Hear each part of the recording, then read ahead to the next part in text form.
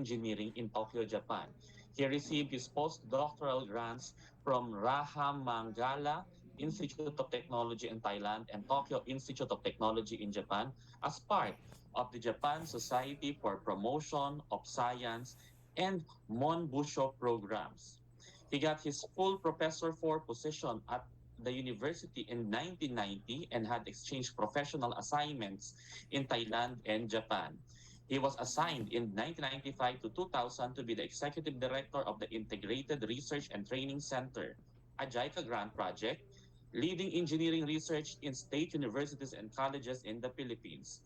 He has worked on various researches with different international teams on underwater concrete, fiber concrete, alternative cementitious materials, and structural composites. Many of the technical papers are presented in various publications and reviewed journals in RELEM, ICC, ACI, ASEP, and etc. In 2000, he joined Hilti Philippines Incorporated, an MNC subsidiary of Hilti Group as the engineering manager.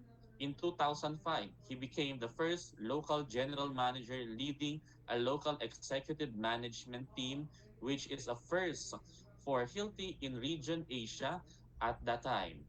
He helped develop and grow Hilti Philippines to 10 times its revenue size with a CAGR growth of 30% in 10 years. Wow! High customer satisfaction index coupled by high employee engagement became the key drivers of the success of the mentioned institution.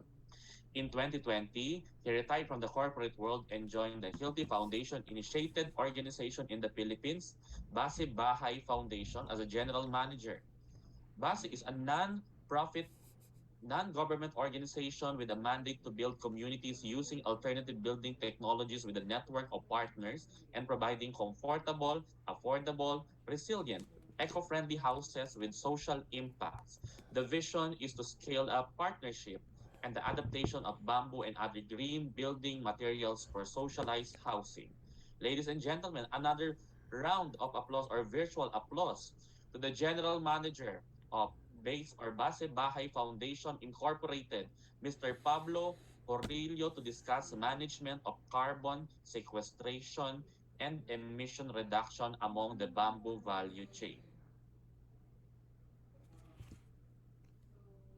Thank you, Rudolph. Very kind introduction. Magandang umaga po sa lahat. I am happy to see many of my colleagues in PUP today, both professors, academicians, researchers, and students. Happy to be back again after our first June professorial chair lecture. Let me share you my slide for today.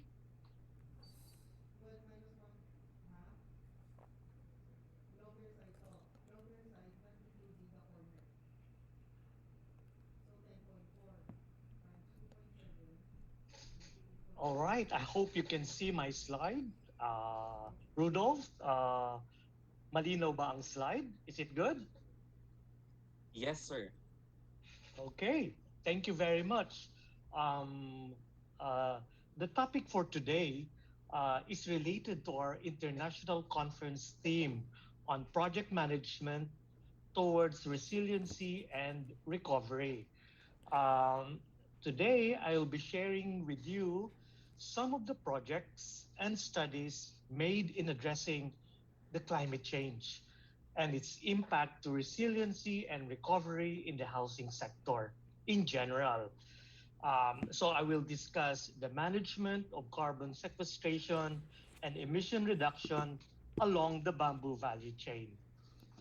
I will discuss concepts related to climate change and how we can address this through carbon sequestration and carbon emission reduction, especially for us in civil engineering and construction management engineering. I will show the carbon offset opportunities along the bamboo value chain. And to illustrate further, I will use some of our experiences and studies made in base by foundation. At the end of this lecture, I hope to provide you areas of research studies, recommendation for future works, and actual applications on how we can help address climate change and at the same time design and manage our project. Okay, let's start. Climate change. Climate change is among the most challenging environmental, economic, and social issue worldwide. Alam natin yon. Climate change means a change in climate which is attributed directly or indirectly to human activities. And this alters the composition of the global atmosphere. Now, human activities like deforestation, agricultural practices, use of fossil fuels, manufacturing of high energy, intensive resource material are few examples of these activities leading to the increase in the level of the greenhouse gases. In the Philippines, the construction and the building sector contributes to the Philippines 15 to total gas emission in the range of 15 to 18%.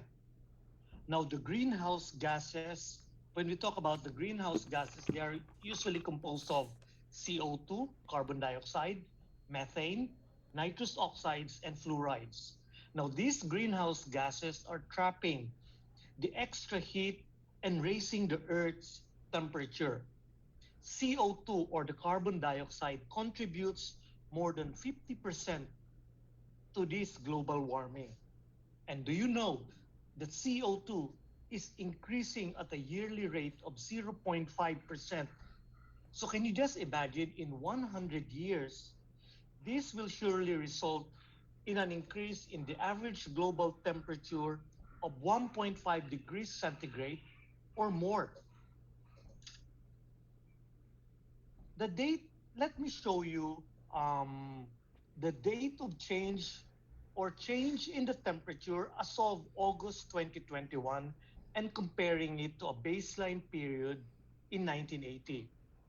You can see here a significant increase or hotspots increase from average in many areas around the globe.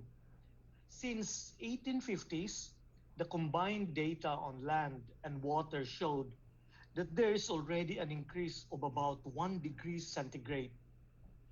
Global warming has been associated with the increase in atmospheric greenhouse gases and is expected to lead to negative impacts to our ecosystem.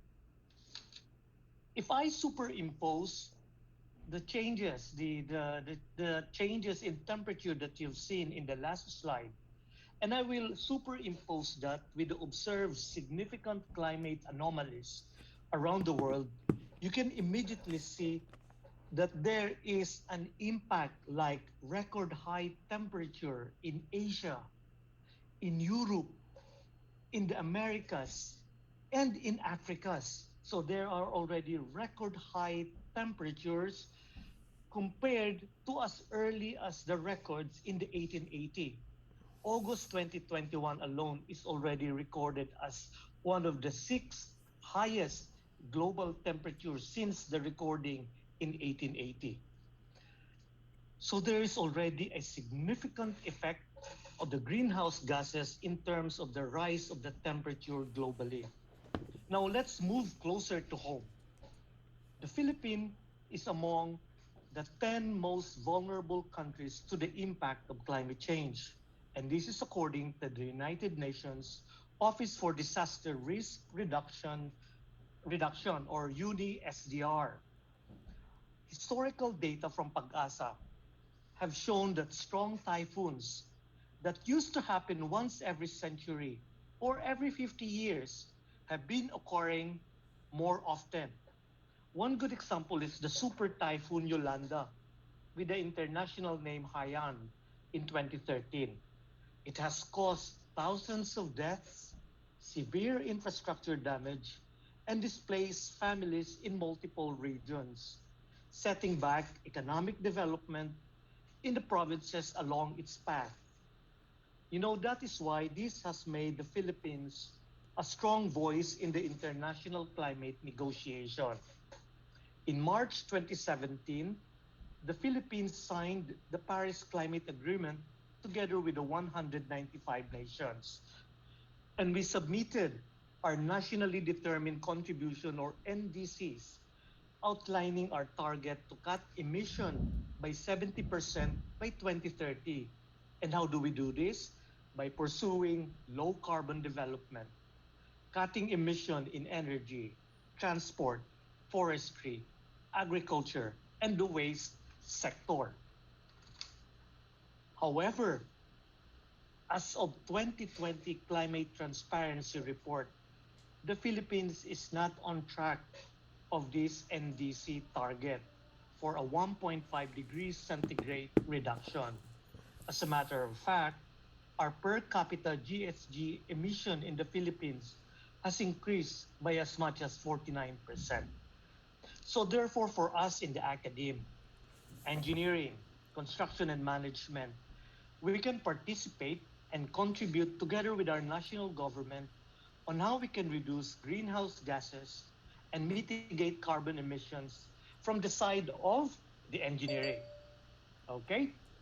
Now, just to give you a little more background, the 1997 Kyoto Protocol recognizes that the drawing of CO2 from the air or from the atmosphere or sequestering CO2 from the air into a biomass as one of the practical ways to mitigate the gases from the atmosphere.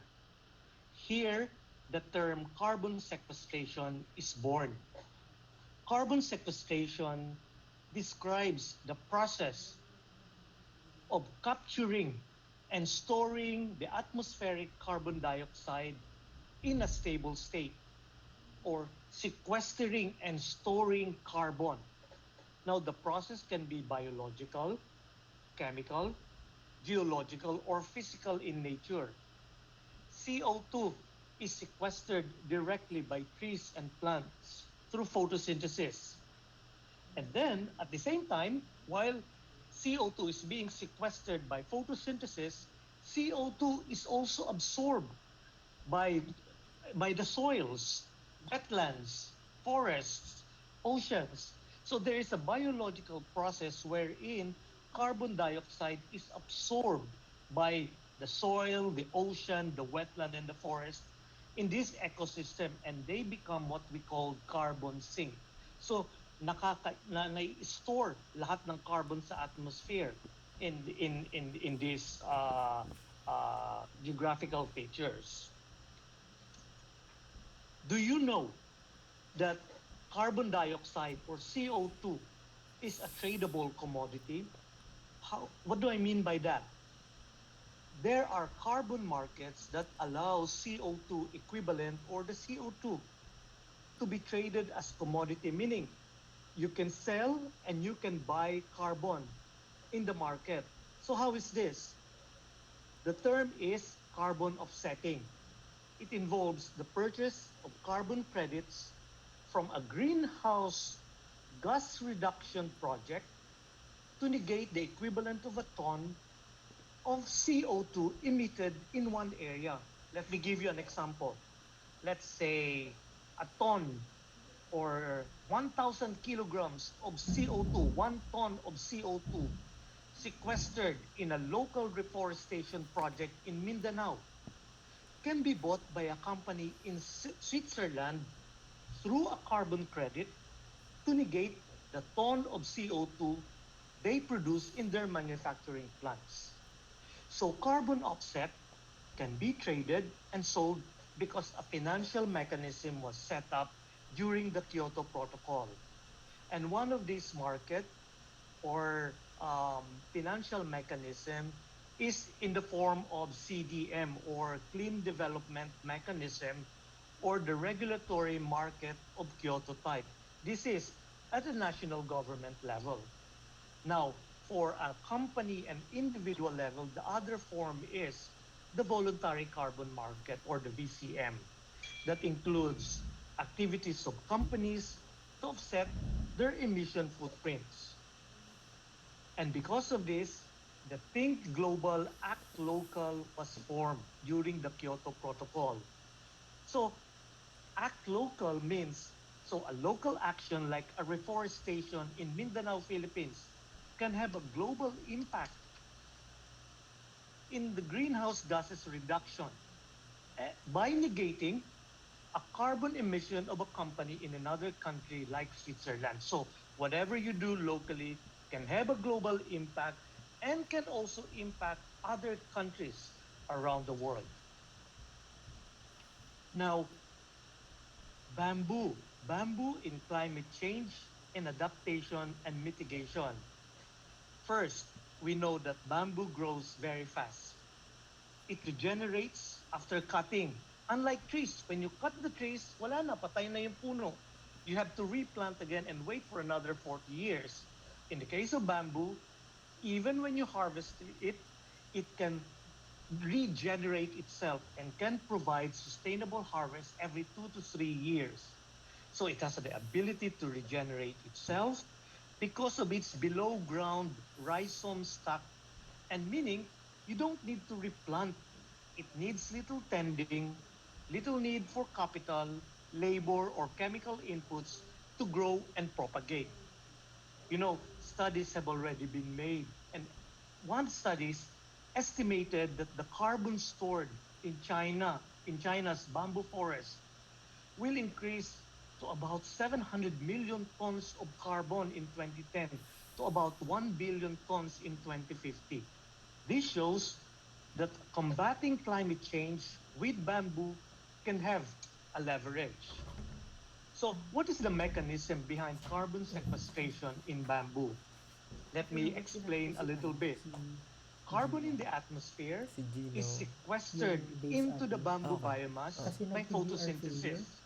So nag-laptop siya CO2 bigla. is Mm-mm. absorbed in the bamboo poles, Anong bamboo nangyari? culms, Nagka, leaves, Tapos, PGR branches, failure. all the Tapos, way to na-open the lang ba nakalagay root siya? dapat daw system. update yung game drive, In yung parallel, video drive. CO2 Ah, okay. is Pero absorbed nag-ano naman siya. Oo, biologically Okay into naman. the pero soil gusto ko ilog and kasi into the root pwede ko system. siguro palinisin ko So yun. there's already the Kay Gino. absorption and Hindi. the For, sequestering of CO2 manghingi ako from ng the atmosphere recommendation kay Gino na just kung from the pwede ko malinis. biological Baka Mm. mayasa and yung from the abot doon. Ah, photosynthesis okay. Pwede bang process. hindi ko natin Now, when the Sige, bamboo sige. biomass decays, it releases back the CO2 back into the atmosphere. Also, the soil. The soil is like it breathes, no? So the soil also releases CO2 as part of the soil respiration. What is important here that I would like to emphasize is that CO2 can be stored in the above ground part of the bamboo, in the below ground part of the bamboo through its root system and the surrounding soil. Okay, so that is how carbon is sequestered by plants, especially like bamboo. Okay, because of the many uses of bamboo, it supports many of the sustainable development goals identified by the United Nations. Yusek Cabral very nicely summarized the 17 SDGs set up and developed by the United Nations. These goals, or SDGs as we call them, address urgent environmental, political, and economic challenges facing our world. And this SDG is a plan. It is a plan to end extreme poverty, reduce inequality, and protect the planet by 2030. O ang tanong ngayon, ano ang role ng bamboo in these sustainable development goals? Let me just show you anim lang, out of the 17 sustainable development goals of the United Nations. Let's give an example. Let's say SDG number one, no poverty. Why no poverty? Because we know that bamboo addresses and it is a source of food. And not only that, it is a source of livelihood for many Filipinos in the rural areas. Hence, planting bamboo can already help you, provide you food, and at the same time provides you livelihood. So it addresses that SDG 1 of the United Nations of no poverty. Or another example, SDG 8 and 11, economic growth, decent work, and sustainable community. Why? Because bamboo can be used in the construction, in housing, and other byproduct production. Ayos? Ano pa? SDG 7, affordable and clean energy, because we know bamboo can be used as a biofuel and a biogas. And of course, the most important is bamboo addresses SDG number 13, the climate action, because of its high carbon sequestration capacity. Okay? That is why for us in base Bahay, bamboo for us is a material of our advocacy. Base Bahay Foundation is a nonprofit organization initiated by Hilti Foundation, and we provide alternative building technologies to a network of partners, as many partners as possible, so we can build high social impact communities and providing these communities with housing that is affordable, disaster resilient, and environment friendly houses. So right away, ang mandate namin already answers many of the sustainable development goals set by the United Nations.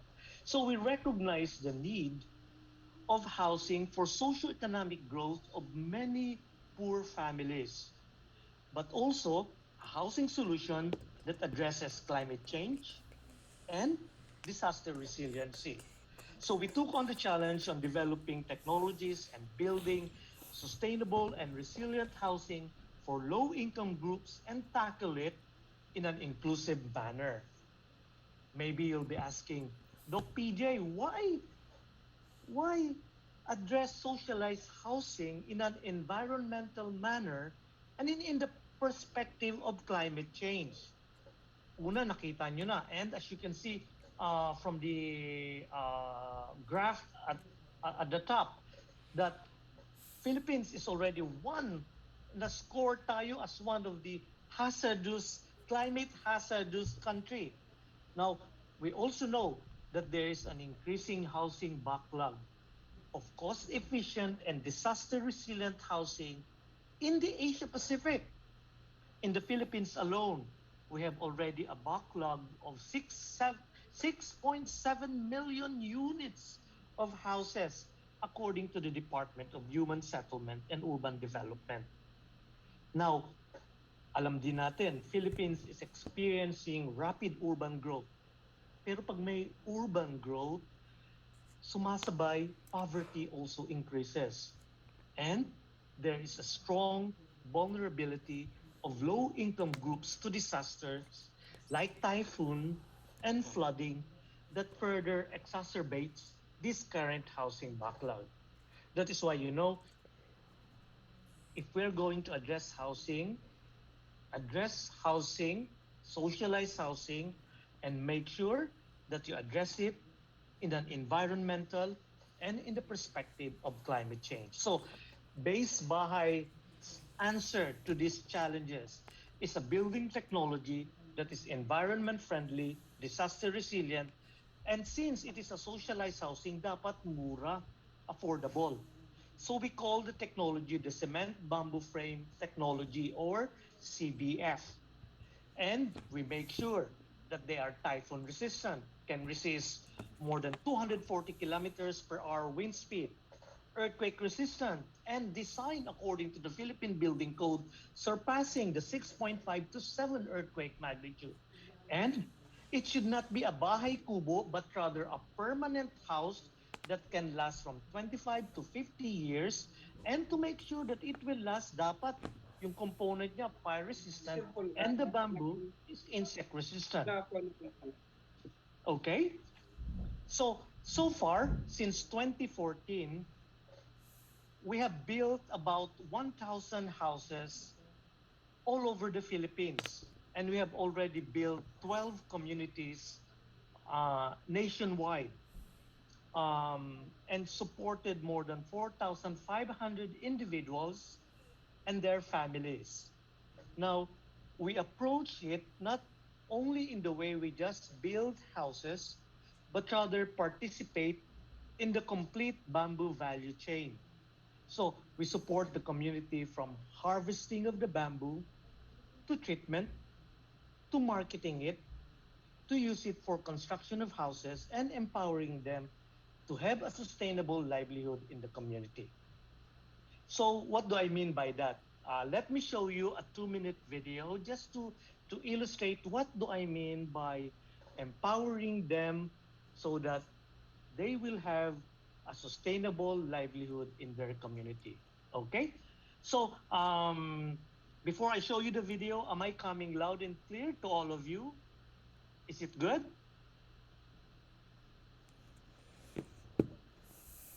All right. So okay, very good. Okay. So let me show you now the video.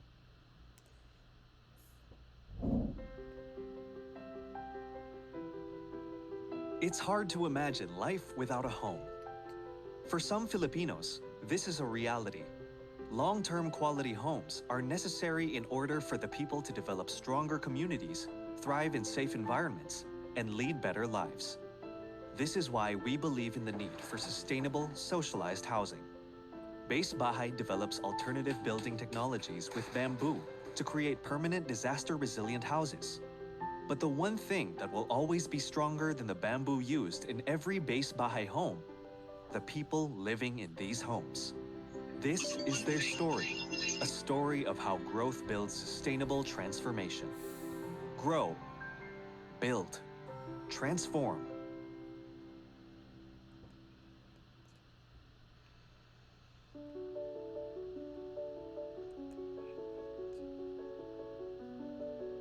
Continuous growth is rooted in the values of sustainable development, service, and transformation. Amidst the sprawling sugarcane plantation of Murcia is a place that promotes continuous growth in the lives of Filipino farmers, the Base Bahay Bamboo Treatment Facility. It is a sanctuary where hundreds of poles are processed to be used in the cement bamboo frame technology, the very foundation of all Base Bahay houses.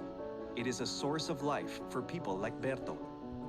Berto is one of the farmers working in the Base Bahay Bamboo Treatment Facility.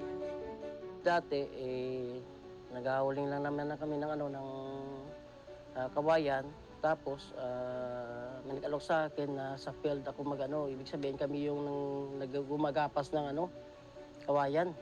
With Base, he is able to invest in a livelihood that is both sustainable and relevant to society today. This has enabled him to provide for his family and lead a meaningful life. This group of farmers can now stand on their own, creating a sustainable green loop. From day one, Base Bahay was right behind them, sharing their knowledge on responsible harvesting of bamboo to eco-friendly preparation of poles as construction materials with the cement bamboo frame technology, which can go a long way in building unique and resilient homes.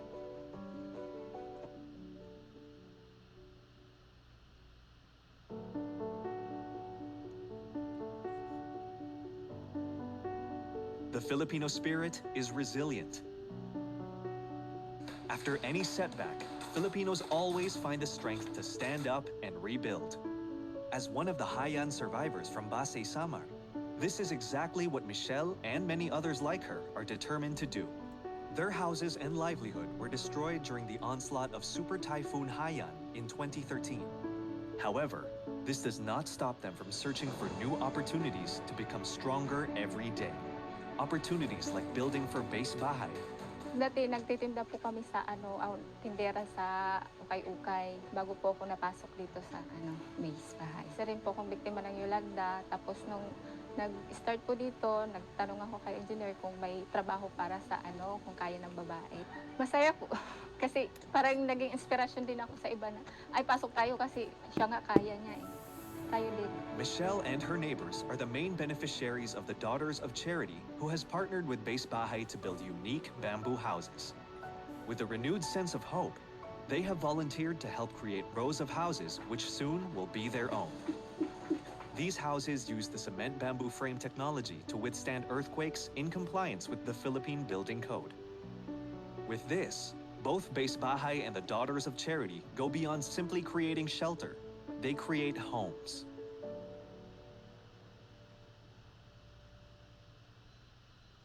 Okay. Uh, so we grow, build, and transform communities and lives of people. Now, let me show you how can we evaluate other opportunities along the entire bamboo value chain through sequestration or carbon emission reduction. So I will approach the discussion today in the stages following the entire bamboo value chain or life cycle. That is from the sourcing to product stage to construction process, usage stage until the final end of life cycle. And for each of the stages, I will identify the SDG or the Sustainable Development Goals as well as the carbon sequestration opportunities. For example, to give you an example, on the sourcing stage, carbon sequestration opportunities are possible through planting and reforestation, or for an existing bamboo plantation, improve forest management. And by these activities, we help the UN Sustainable Development Goals in terms of no poverty, no hunger, life on land, and climate action. Okay?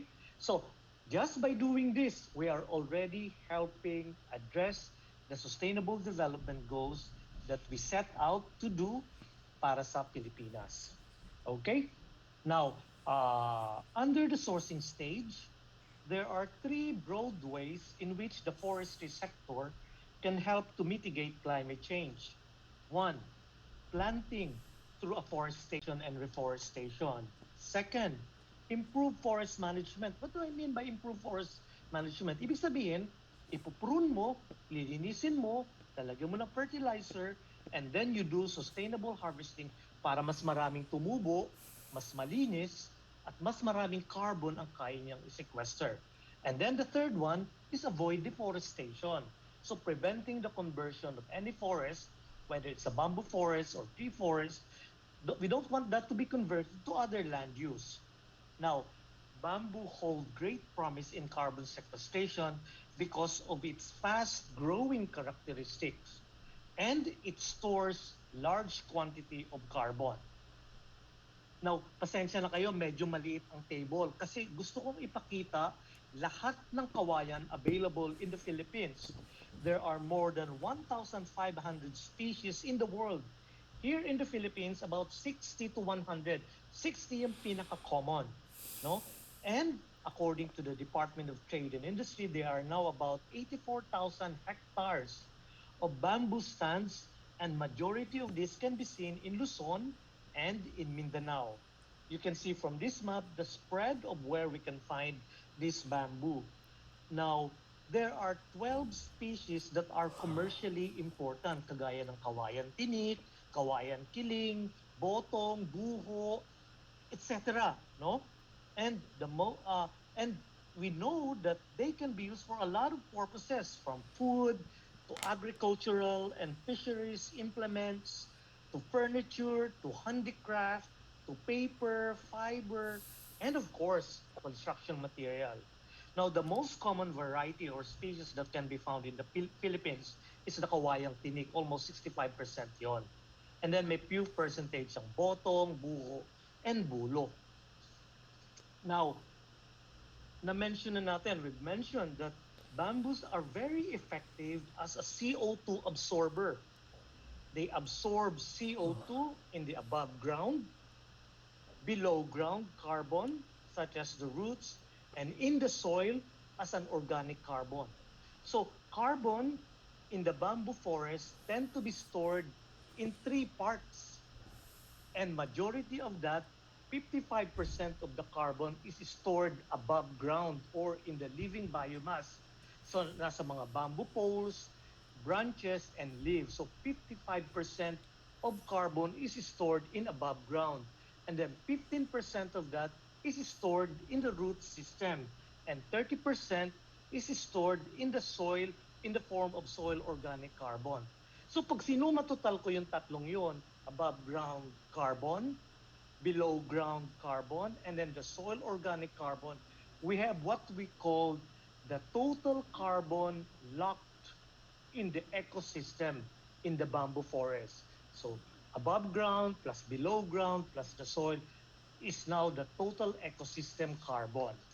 Okay, this is important because we would want we would like to quantify how much carbon can a bamboo stand or clumps or forest can really sequester carbon. Now, uh, there are already pioneering studies on the carbon stocks of Philippine bamboos, and these are made in MSU IIT and Central Mindanao University. So what they did is they measured and calculated the biomass above ground, below ground, in the soil, and then followed by a test of carbon content, again, at the above ground, below ground, and in the soil. The results of the study showed that the total stored carbon per hectare of bamboo plantation kada taon per year are as follows. Nakita nila that the kawayang tinik per hectare can sequester 3.2 tons of carbon in the atmosphere kada taon. Gayun din yung bolo at the level of 3 tons of carbon per hectare per year. And for the bottom, which is the giant bamboo, Dendrocalamus asper, 15.6 ton of carbon per hectare per year is sequestered. Wow, so pag nakita natin to, what does it mean? Oh, let's say there are 84,000 hectares of bamboo found in the Philippines as per DTI 2020's inventory. Now, so the potential carbon sequestration per year in the Philippines for Kawayan Tinik, which constitutes 65% of the total bamboo plantation in the Philippines. So ibig sabihin pala, sa Pilipinas, dahil sa Kawayang Tinik, it can sequester 175,000 tons of carbon per year.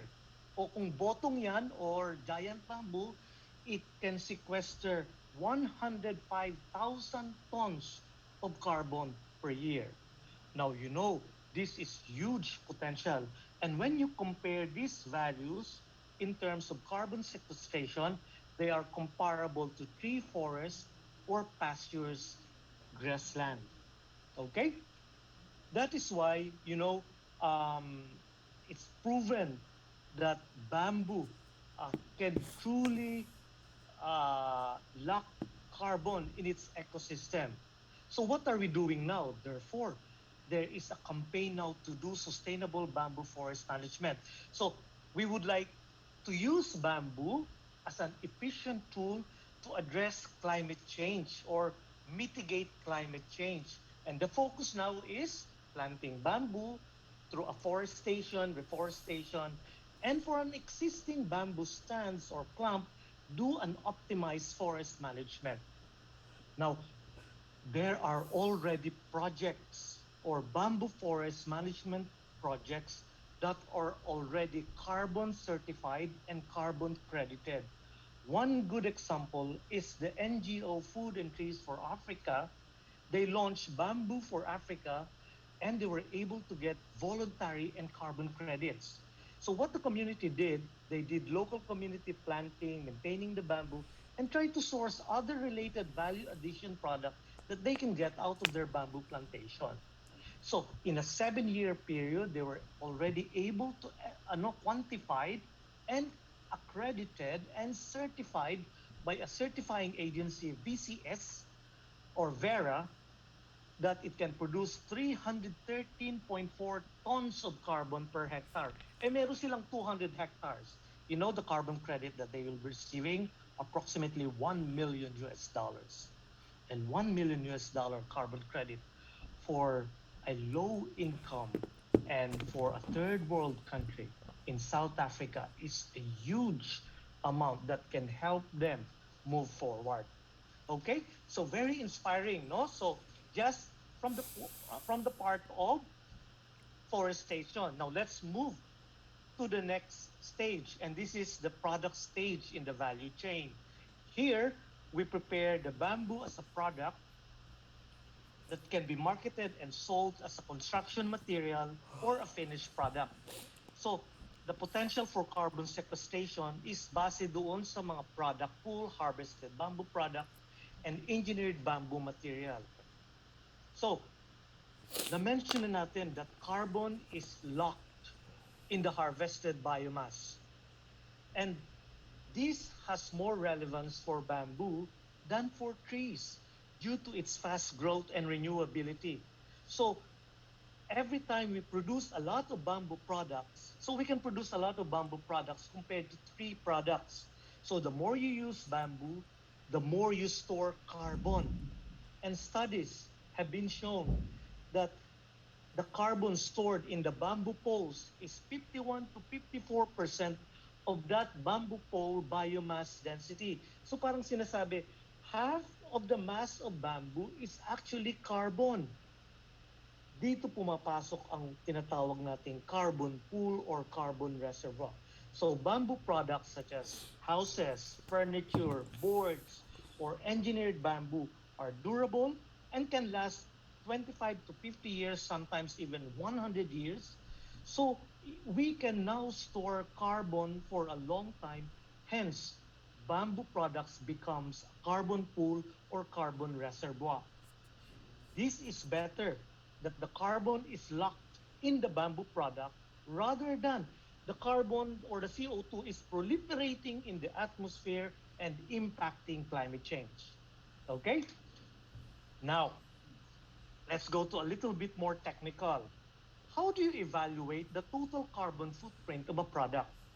First, you measure how much carbon is stored in the raw material. Second, how much carbon or CO2 is produced during the production process of a finished product. Let's say, tumunaw ka ng bakal.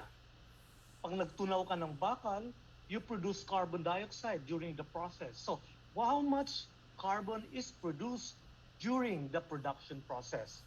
And the method is called life cycle assessment or LCA. It is a methodology with an ISO standard, of course, to assess the environmental impact or the carbon production associated with all stages of a product life cycle, from raw material extraction until the end of phase of recycling.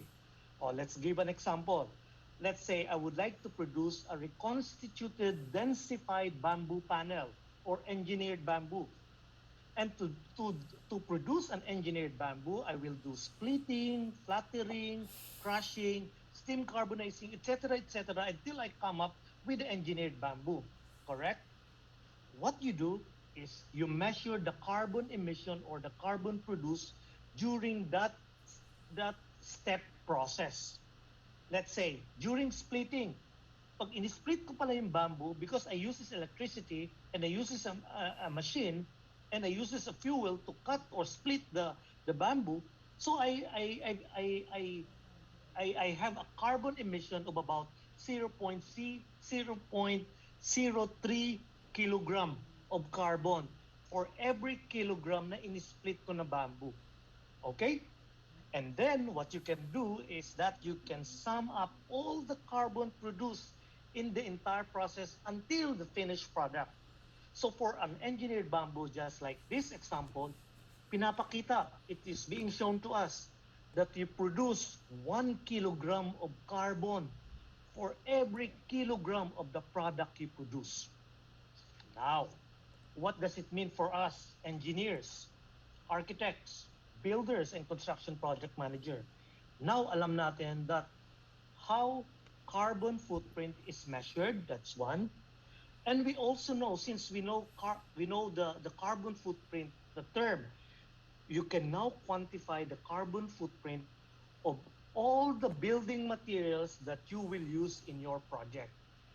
For this example, pinapakita ko lang engineered bamboo. But the same ang process when it comes to cement, aluminum, PVC, reinforced concrete or concrete, and all the materials that you're using for the bamboo. Okay, let me explain further. Let's say I will now use the complete life cycle analysis from the production to the usage to the end of life and then all the CO2 storage within the material. Let us look at different types of material. Una, I will give an example, PVC. For every kilogram of PVC that I produce, according to the study by this famous in-bar researcher Van der Lucht, showed that for a PVC, bawat kilogram na PVC na na-produce ko will also produce 2.1 kilogram of carbon. For steel, for every kilogram of steel that I produce, it also produces 1.8 kilogram of carbon. For aluminum, for every kilogram of aluminum, I'm producing 11.5 kilogram of carbon. Kung yan ay reinforced concrete with 4% steel ratio, nagpuproduce ako ng bawat isang kilogram ng reinforced concrete, nagpuproduce ako ng about 0.2 kilogram ng CO2. Pero ang pagkakaiba pagpunta sa bamboo, check yung bamboo negative. Ibig sabihin, nung pinroduce ko lahat yung engineered bamboo ko, of course may emission, may plus, pero meron ding carbon na nakatago sa loob ng bamboo. So it resulted to a negative 0.49. Ibig sabihin, carbon is not emitted, but rather carbon is pulled or stuck into the engineered bamboo. Kaya negative ang kanyang carbon footprint. Ayos? Now let's explain further. Let's say, para mas madaling maintindihan kada cubic meter. And let's calculate everything. Aluminum, for every 1 cubic meter of aluminum, 32,000 kilogram of carbon is produced. For every 1 cubic meter of steel. So, di ba, usually pag nagbi-bill of materials tayo, either ang ating unit dyan ay cubic meter, di ba? Kung concrete yan, cubic meter, o ilang cubic meter na 3,000 PSI na concrete ang gagamitin ko. So for every cubic meter, you can immediately determine how much carbon footprint you have from your bill of material list. So for the reinforced concrete, 1 cubic meter of the concrete mixer na pinadala mo, you have already produced 554 kilograms of carbon into the atmosphere. Or let's say gumamit ka ng flooring o kaya ng walling using flattened bamboo. So instead of carbon emission, you have carbon pulled or carbon sink by negative 500 kilogram for every cubic meter of flattened bamboo or engineered bamboo that you use. Now, as designer, engineer, builder, we now know that the type of the material we use in the construction has a big impact to the climate change in terms of their carbon footprint. O kung ako ngayon ng designer, engineer, so I will use less aluminum. I will use less PVC. Instead, I will try to use maybe steel or maybe concrete or maybe a combination of bamboo or engineered bamboo or maybe timber just to lower down the total carbon footprint. To build a structure, therefore, that is environmentally sustainable, selection of the type of building material is one of the key in the process. Ayos? Okay, let's move forward. Let's go to the construction process. The construction process includes prefabrication, installation, construction, etc. And the carbon sequestration opportunity there is mostly in terms of carbon avoidance. Oh, what do I mean by that? Okay, just an overall view. When you talk about structure and housing, there are three types. You have the bahay kubo, alam na natin yan. Hindi permanent na structure yan.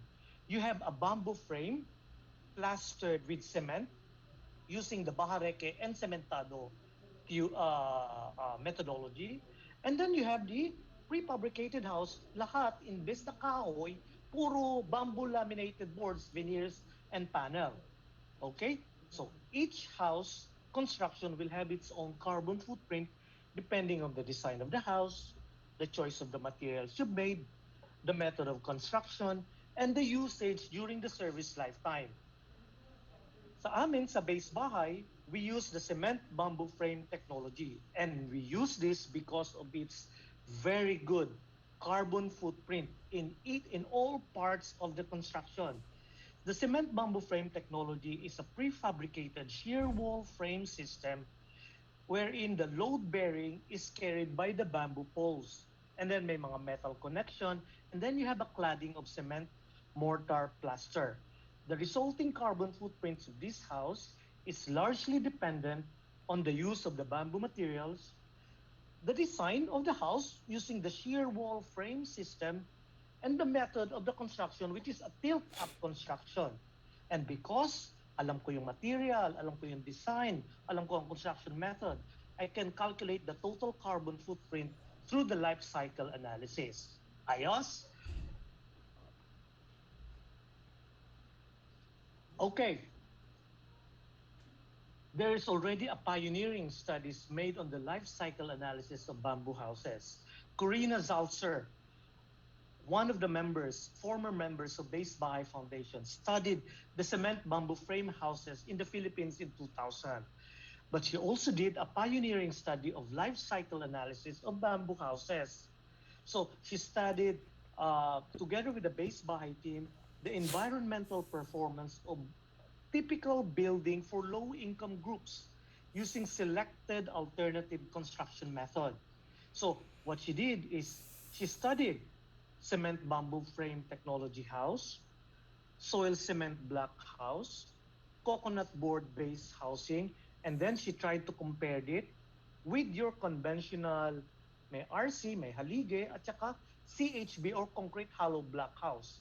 She built one-story unit with a 25 square meter floor plan, and the building envelope reflects the size and the layout in the Philippine setup. What she did is she evaluated all the potential environmental performance or carbon footprint in the life cycle analysis. Phase A. Phase A is from the sourcing of the raw material to construction. Phase B, the house usage. Phase C and D, the end of life and beyond. The result of the study showed, this is a very interesting result, there is a robust and clear reduction in carbon footprint when you use sustainable materials or you use green or environment friendly materials. What do I mean by that? So she tried to compare it with a reinforced concrete hollow block of the same single story, 25 square meter floor plan, and iniba-iba lang ang mga construction materials and the methodology to construct. For the soil cement house, there is a clear reduction in the carbon footprint by as much as 35%. For the cement bamboo frame technology house, there is a 74% reduction in the carbon footprint. In the cocoa board base house, there is an 83%. So in absolute term, relating to the reduction in the CO2 equivalent over a service life of 25 years, what does this mean? Ibig sabihin, kung gagamit ako ng soil cement bricks versus the concrete hollow block, there is already a what we call a carbon avoidance. So 4.4 tons of carbon is avoided. You did not produce carbon because you use a different material and different methodology to construct the house. For the cement, for the cement bamboo frame house, there is a carbon avoidance or a reduction in the carbon emission by 9.3 tons kada bahay compared to your conventional CHB. And for your cocoa board base house, 10.3 tons. Now, 4.4, 9.3, 10.3 refers to displaced carbon or avoided carbon because you use and replace emission-intensive materials such as concrete, steel, aluminum, PVC, or even unsustainably sourced timber in your house construction, thereby reducing the entire carbon footprint. Okay, so this is very interesting. Now let's go quickly with the usage and end of life cycle. Now for the usage, uh, Corina Salzer and the group in Base Bahay also tried to to study. And this is what they found out. Kapag ang service life ng, let's say, cement bamboo frame house is only, the service life is only 10 years, then the carbon footprint reduction maliit, 30%. Ibig sabihin, hindi mo na take full advantage of the capacity of the material to become a carbon sink. Whereas if you build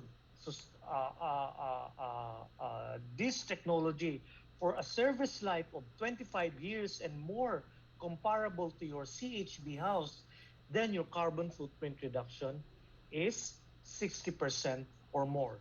Hence, for the life cycle assessment for building and houses, the service life of the house is vital from a life cycle perspective and in the total carbon footprint analysis. So we have seen the carbon sequestration or carbon sink potential in each of the stages in the bamboo value chain. Now we can also review the potential is specific to the cement bamboo frame house. Medyo complicated ang graph, but let me walk you through. Number one, at the sourcing stage, let's say, kada ektarya, ang gagamitin ko, giant bamboo. And then, kada ektarya ng bamboo na kukunan ko ng bamboo poles para for the cement bamboo frame house, immediately, makakagather ako ng a total of 375 tons of carbon per hectares ang kaya kong i-sequester during the lifespan ng bahay. Second, at the production and construction stage, because I use bamboo and the CBF technology to build the house, so a significant carbon avoidance offset in the construction happen. So yung 375 tons of carbon sequestered or pooled, naging 409. And then at the final stage, sabihin natin, i-recycle natin yung bahay. No? Gawin nating charcoal. This adds up to the carbon stock totaling to 437 tons of carbon stored, sequestered, as a result of using this in the cement bamboo frame house. Now, this is just a rough estimate so that I can illustrate how carbon can either be sequestered or avoided or pooled, especially in a cement bamboo frame house na ginagawa namin. Now, let's say now, if I'm going to build 10,000 houses in the next 3 years using the cement bamboo frame technology, because of this calculation, I can now say, if I build 10,000 houses, there is a possibility that I can sequester or avoided or stored or pooled carbon by as much as 875,000 tons for the entire 10,000 houses. So it gives you now it gives you now the opportunity, either you're going to take it as a carbon credit or you're going to use that as a green certification material. So as you can see, there are many potential to earn carbon credits and at the same time sequester carbon in the atmosphere to help address climate change. It could be in the form of bamboo plantation, harvested bamboo products, used in the cement bamboo frame technology, or using the bamboo for biogas or biocharcoal for energy replacement. Okay, so in closing, let me just close and summarize and maybe put up a short recommendation for all the researchers, students, and professors here about what else can we do when it comes to carbon sequestration in the construction of houses. Also, in the use of the bamboo first. Kung gagamit ka ng engineered bamboo, try to find a bio-based alternative for the synthetic glue na ginagamit mo for the engineered bamboo.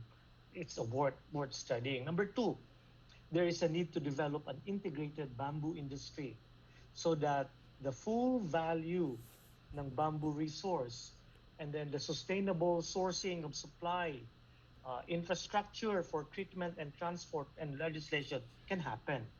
And then number three, take advantage of climate crediting possibility. So bamboo is an important carbon sink. It can be carbon credited. So a well-managed bamboo forest can store carbon at a fast rate. And then one bamboo stand can be harvested numerous times to create a large number of durable products which store carbon. And then finally, update the statistics or the HS codes for bamboo because this is essential to better track the bamboo market. With this, I close my presentation. Thank you very much for your attention. I hope you learned a lot. There are more that we can discuss and learn when it comes to carbon sequestration and managing carbon emission, especially in the engineering. I hope you learned a lot, and thank you very much for listening and for your and also for your questions later on. Okay, thank you very much. Back to you, Rudolph. Thank you, Mr. Gorillo, for this wonderful discussion about bamboo. But there are a lot of questions from the Ah, really? participants that you need to address. You need to be addressed. Okay. But before that, I think may I request all the participants for a heart emoji. Very kind of you, Rudolph. Thank you. Because PUP malapit sa puso ko yan.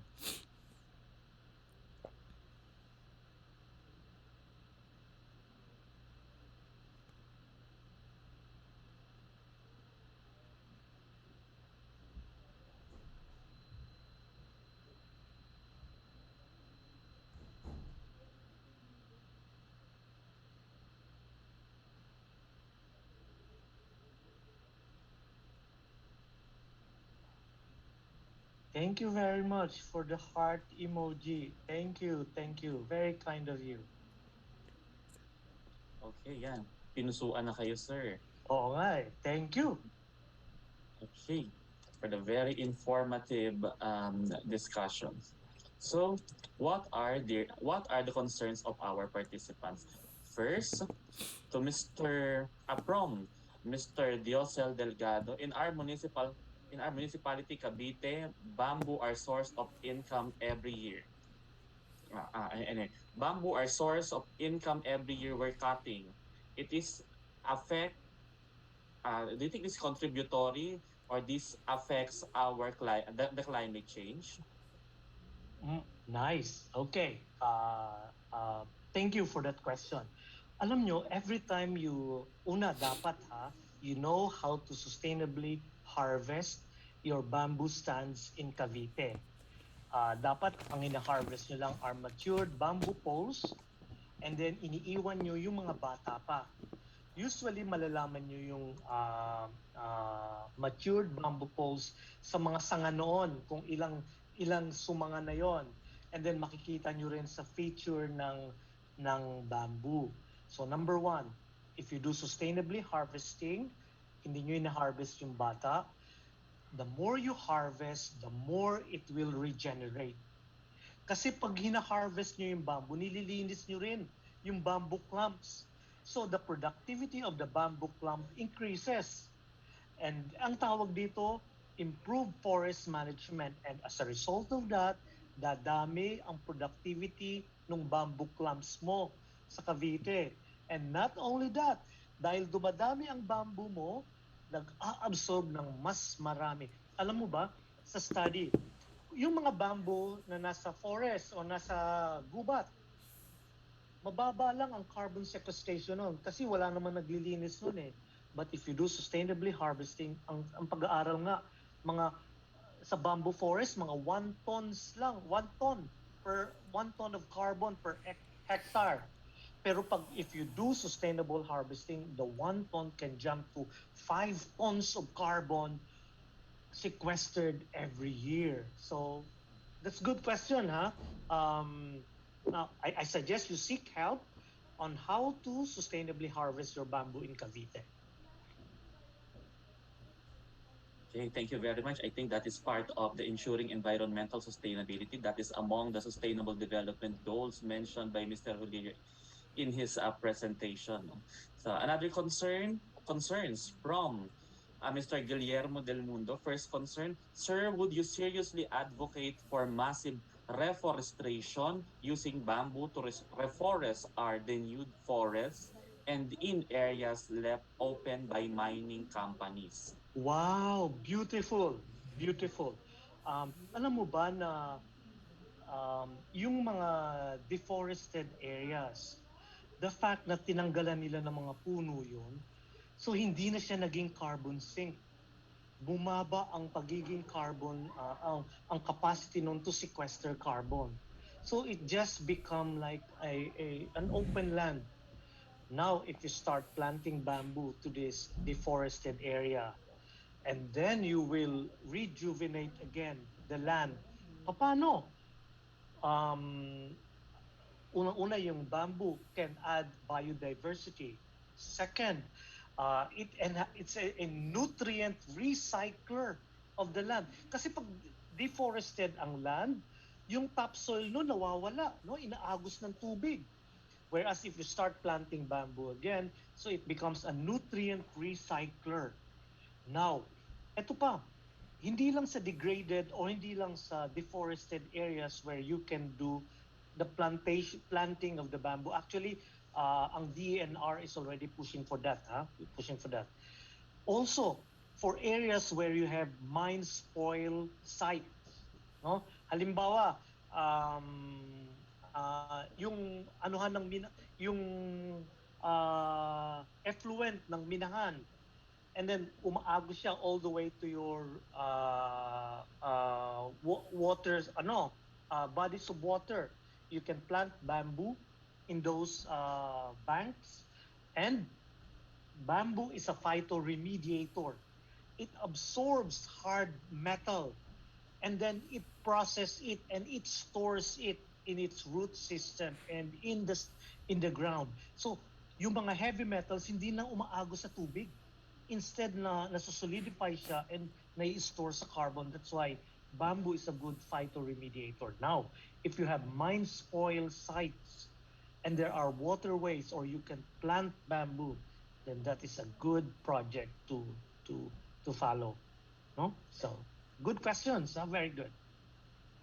I think Mr. Horillo, research may also recommend programs and projects that will address the community's concerns to the mining companies. No? Yeah, yeah. Another concern Maganda of yan. Oo. Mr.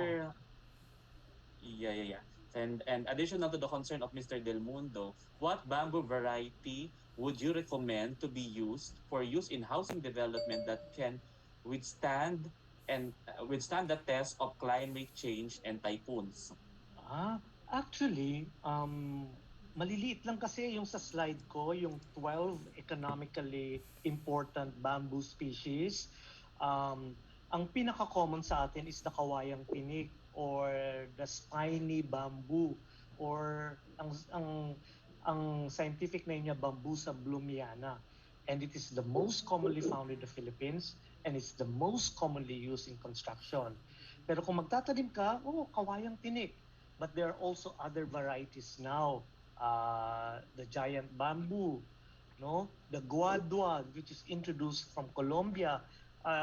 All of these magandang gamitin for construction. But if you would like to tap on what is naturally available right now, it is kawayang tinik, buho, bolo, botong, or the giant bamboo. Okay. Um, Another concern from Mr. Juanito Mangawang. I agree that bamboo will reduce emissions. The questions goes this way. House made of bamboos are resistant to strong typhoon and floods. Second, destructive termites and insects could be controlled to penetrate the bamboo. Third, in the construction of bamboo houses, what is cheaper compared to a house made of concrete? Okay, three questions. Una, typhoon resilient, no, or earthquake resilient. Now, thank you very much for the question. Para sa ating mga engineers, structural engineers, designer, It's up to us now to make sure that the house we design is compliant to the building code, compliant to the wind load, 240 kilometers per hour according to the area where the house is going to be built. It is compliant to the building code in terms of earthquake that can resist from 6.5 to 7. So it's up to us to design it so that it will be compliant to this disaster resilient requirement and compliant with the building code, whether that is made of bamboo, whether that is made of steel, concrete, etc. Now, meron na ring codes o building codes ang bamboo, the ISO 22156. And it is an approved code and design method on how to use bamboo into your structure so you can design disaster resilient houses. That's one. Okay? So, ang sagot ko sa number one, you can design it as such that it will be compliant. Number two, uh, now, bamboo is a natural material. Kagaya rin ng kahoy, ng timber. And kagaya rin ng kahoy and timber, you treat it. You treat it versus anay, you treat it so that hindi siya mabubukbok, hindi siya magkakaroon ng fungus or mold. Pinipinturahan nga natin yung kahoy eh. Kasi pag hindi mo pininturahan yung kahoy, kita mo parang lumalambot. So, just like timber, bamboo needs to be treated well. Now, there are a lot of studies already made on how to treat bamboo so it can last not only 25 years but 50 years. Untreated bamboo exposed to the elements would only last 2 to 3 years. Now, kung hindi siya exposed to element, itago mo siya sa loob ng bahay or hindi siya nauulanan, it can last 4 to 5, 10 years maybe.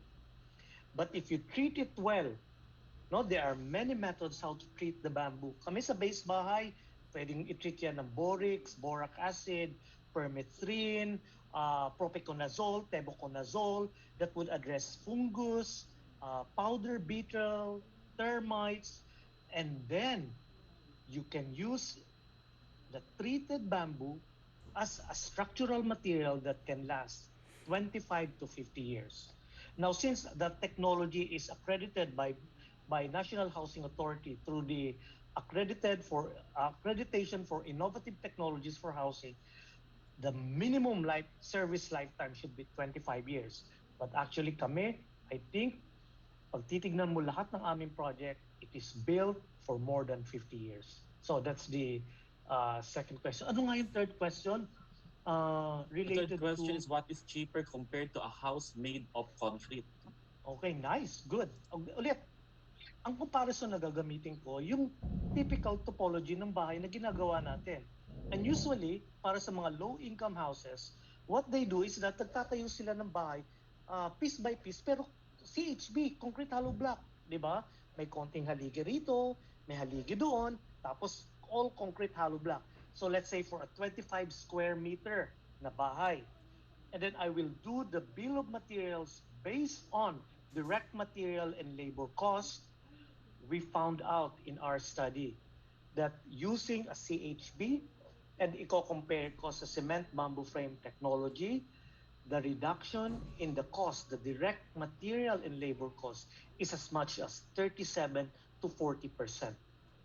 Kasi kung CHB yan, per square meter, gagastos ka ng mga 15,000 pesos per square meter. Pang ano yan, low-income houses yan, 15,000 per square meters. Pero pag ginamit mo ang cement bamboo frame technology, it is only at the level of 8,500 to 9,000 per square meter. Again, dahil nakapagtayo na kami ng 1,000 houses, so we are more or less confident to say that kasi socialized housing ang aming mandate. And most of our beneficiaries are low-income my analogy groups, for that and they is cannot afford to buy it's like houses. But they would like using to a have a calculator permanent to house, compute and 2 plus disaster 2. resilient and You don't need environment friendly. calculator Pero to do mura. simple So we have to tasks, decide right? that. It And only that is makes the it result more of the study. complicated. Okay? Okay, so good to know that there is a legal mandate on the use of bamboo related to the building of houses, and It's project expensive managers must comply with this. Okay, another Yeah. concern from Mr. I'm not sure if that's per Amani house or per Bongulto. model. If They the say, house made of Mm-hmm. this Yeah. sustainable they technology say is in the mail, used, how many The percent of 300 energy per house. reduction is Yeah. 100 approximate attained Swiss francs from a per house. Per house. Like base case, that's like and what 5,000 would pesos. be Like its classification yeah. using EDGE or 36,000 Verde pesos only certification San Carlos. standards? Mm-hmm. Wow.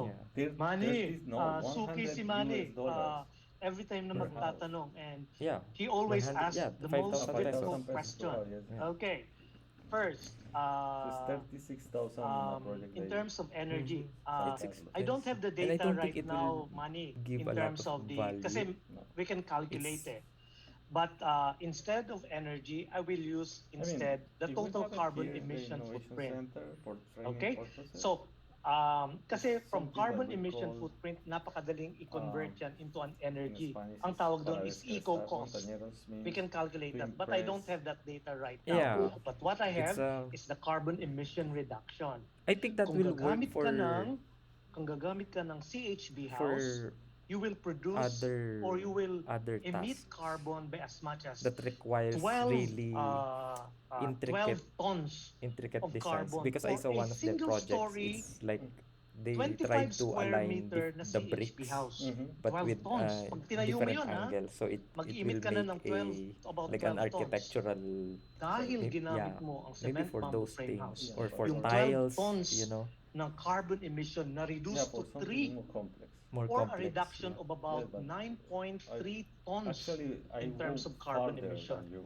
Now, We are using a again, NASA it's just a matter computer of converting the eco cost to or the make energy. a 1 So, plus 1. pwede mo lang convertin. So, doon pa lang, No, even a makapag-determine na eh, calculator. which one It's a is NASA energy computer. intensive Yeah, by yeah. the Make total one carbon plus one. produced in constructing the house. That's one, ha?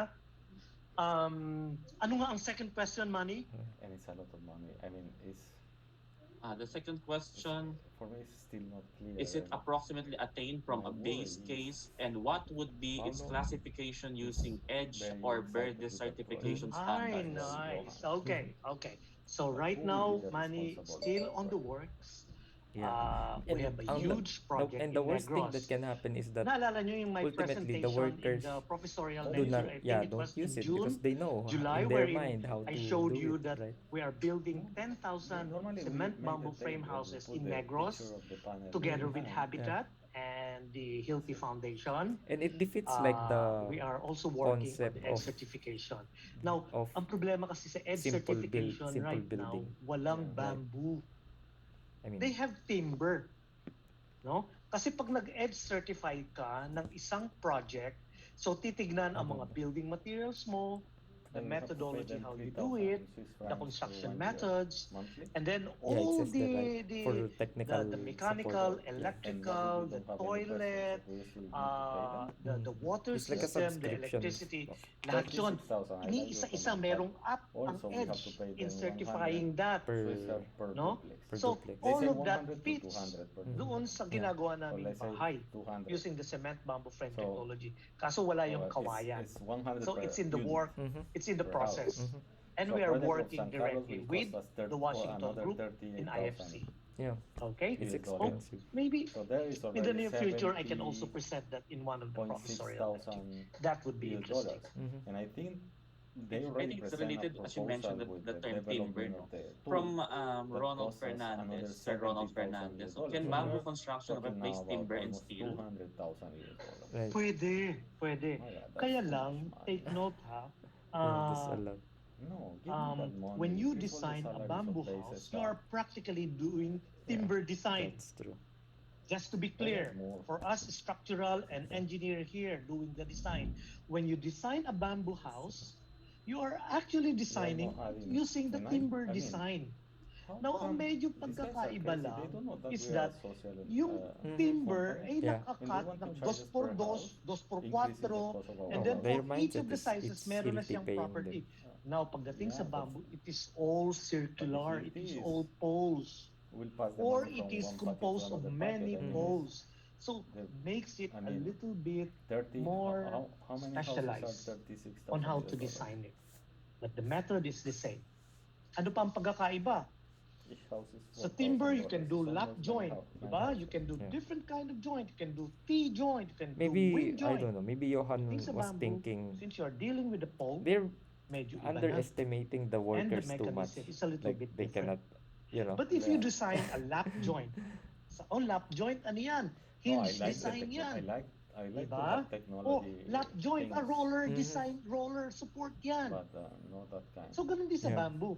Kaya lang, For bilog siya, example, and if then the way you assemble it, okay, fixed support yan. yes, if you Or, ay, take your cell phone hinge and the support yan, final or roller panel support, will take etc. a picture and the Okay? app tell you it's okay. Mhm. Okay.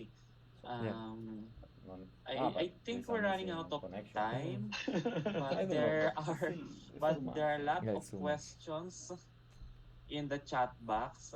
May I request Sir Pablo Horilio to directly answer the questions from the answer the I'm questions not to on the mute. participants, Okay. if it is okay, Sige. sir, because we Yes. are those running out books of are not time.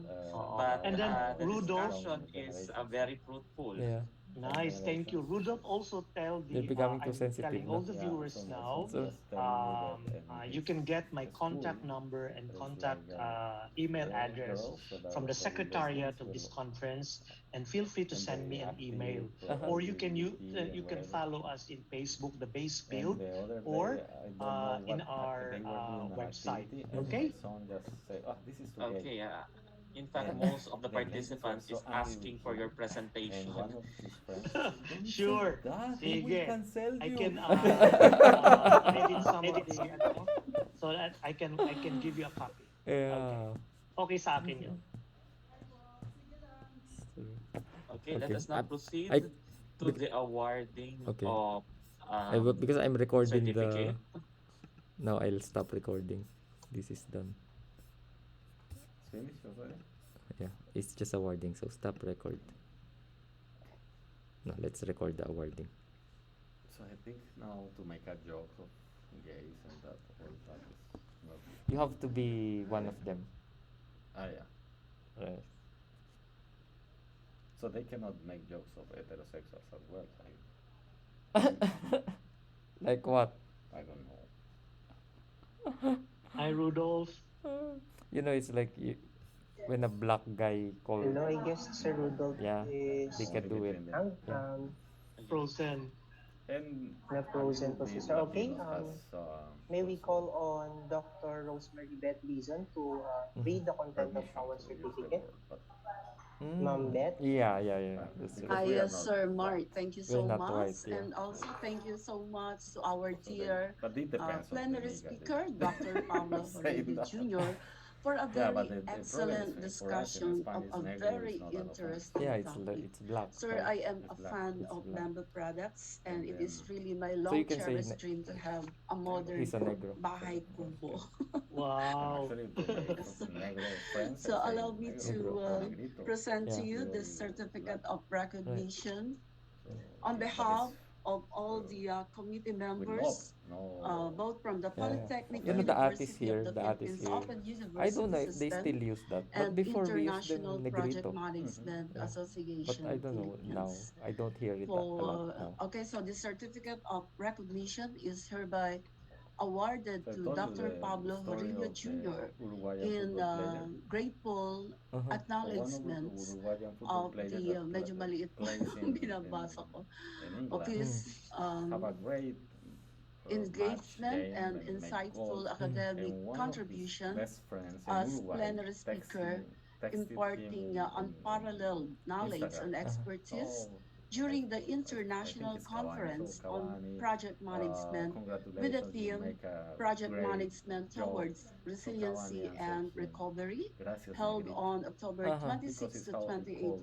his friend. 2021. His Given nickname the is his friend, and 27th that's day of October so 2021 he has a at the sanction for Polytechnic University of the 100,000 Philippines, pounds Santa Ata, Mesa, like, Manila, really? because Philippines. for So this the certificate authorities is in signed England, by that's a racist Professor Yeah. statement.